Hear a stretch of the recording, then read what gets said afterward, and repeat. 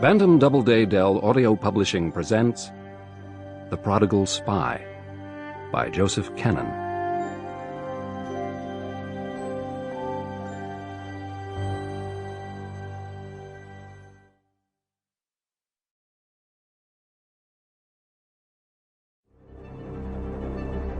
February 1950. He was not allowed to attend the hearing. There was his age, for one thing, but he knew it was really the reporters. From his bedroom window he could see them every morning when his father left the house. Mr. Benjamin, his father's lawyer, would come for him. It was somehow unthinkable that he should make the short walk down 2nd Street to the Capitol alone. And the minute they were down the steps, Nick would see the clusters of hats swooping toward them like birds. He would see the flashbulbs pop, too. Once Nick heard his father say the whole thing was a goddamn circus. But from up here in the window, watching the hats, it seemed friendly, a gang of boys heading for school. It wasn't, though. At night, alone in the study, smoking in the light of the desk lamp, his father looked worried.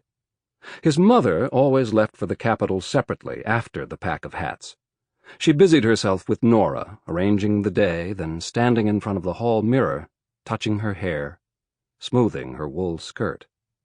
Nick said, "I don't see why I can't go to the trial." "Not again, Nicky, please. And it's not a trial. For the 100th time, it's a hearing, that's all, a congressional hearing." "What's the difference?" "Your father's not a criminal, that's the difference. He's not on trial for anything." "Everybody acts like he is." "What do you mean? Has anyone said anything to you at school?"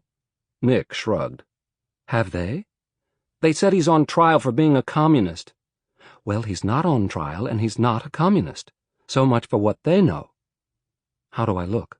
Nick smiled. "Beautiful."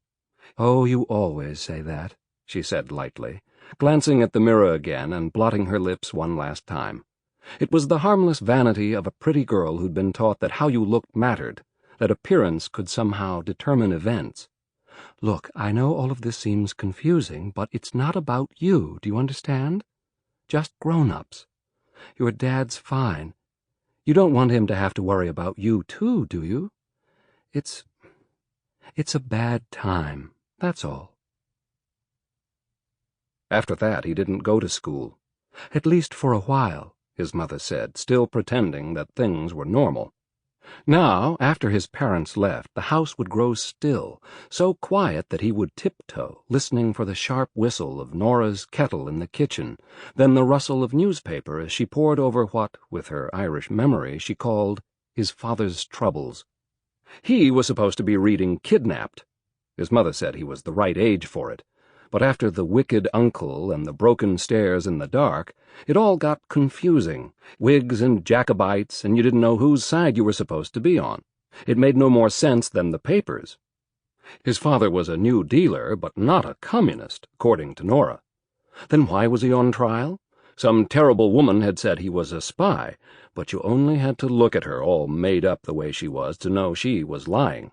And a Catholic, too, which made things worse. It was the Jews who loved Russia, not people like his father, even though she'd hate to think how long it had been since he'd seen the inside of a church. Still. Sometimes, while Nora was vacuuming, he would get out her newspaper and read the headlines himself. Kotlar denies allegations. Committee threatens contempt. Munt set to call Atchison. New Kotlar testimony. It always gave him an odd sensation to see his name in print. Kotlar. But the rest of it was Kidnapped, Whigs and Jacobites. The newspapers became part of the spy game. The point at first was to see how many rooms he could visit without Nora's knowing, from the kitchen up to his father's study, then past the bedroom where she was working into his mother's dressing room, then back down the stairs, carefully now, the vacuum having gone silent, and into the club chair with the open book before she appeared again. Not that she would have cared if he'd left the room. It was just the game. Stuck in the house, he learned its secrets, the noisy parts, the bad floorboards, as if they were bits of braille. He could even spy on Nora, watching through the crack in the door, crouching halfway down the stairs until he felt he could roam the house at will, invisible. His father, he knew, could never have done this. You always knew where he was, clunking down the hall to the bathroom at night, all his weight on his heels. His mother said you could feel him a block away. It was Nick who knew how to spy. He could stand absolutely still, like one of those movie submarines with the motors off on sonar silence, waiting to hear something. Then one day, by accident, he finally saw his father at the hearing. Nora had taken him downtown to a Martin and Lewis picture, but she had failed to anticipate the newsreel. On Capitol Hill this week, a combative Congressman Kenneth Wells of the House Committee on Un-American Activities continued the probe into communist subversion in our State Department. In the box again, Undersecretary Walter Kotlar, named by Soviet spy Rosemary Cochrane as one of the members of an alleged Washington ring. He felt Nora move beside him, perhaps cross herself. "Mr. Kotlar," the man now at the center of the screen was drawling, "as a member of the American delegation that attended the Yalta Conference in 1945, did you offer views on the political future of the countries of Eastern Europe?" "No. My views were not solicited." "But you are Czechoslovakian, are you not?" "No, sir. I'm an American." "Well, Mr. Kotlar, that's fine. I meant by origin. Would you tell the committee where you were born?"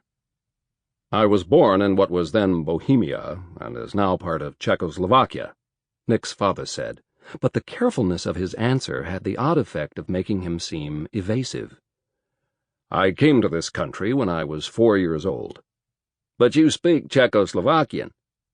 Nick's father allowed the trace of a smile. "Czech? No." But this wasn't true. Nick remembered his grandmother talking in her kitchen, his father nodding his head at the incomprehensible words. "I know a few words," his father continued. "Certainly not enough to use the language in any official capacity. I know a little French, too." This seemed to annoy the congressman. "This committee isn't interested in your knowledge of French, Mr. Kotlar. Is it not true that as a member of the Yalta delegation you had access to information the Russians considered very valuable?" "No. I was there strictly as an advisor on Lend-Lease and post-war aid programs. My information wasn't classified, it was available to everyone." For Nick, it was Whigs and Jacobites again, and he could tell the audience wasn't really following either. All they heard was the rhythm of Wells' interrogation, so that the momentum of it, not the words, became the accusation. It was powerful. "Round 2, the voiceover said. "Mr. Kotlar, is it not a fact that after you graduated from the Harvard Law School, you offered your services to the United Mine Workers Union during their illegal strike?" "It was not an illegal strike." "Just answer the question," Wells shot back. "Did you work for the UMW?" "Yes." "And how much were you paid for this work?" "It was unpaid." "Unpaid. Free, you mean? Well, now, I'm just a country lawyer. I didn't go to the Harvard Law School. They usually work for free up there? Or just the labor agitators?" He rushed on, not waiting for Nick's father to reply. "The party often ask you to do union work, Mr. Kotlar?" "I wasn't working for the Communist Party," his father said quietly.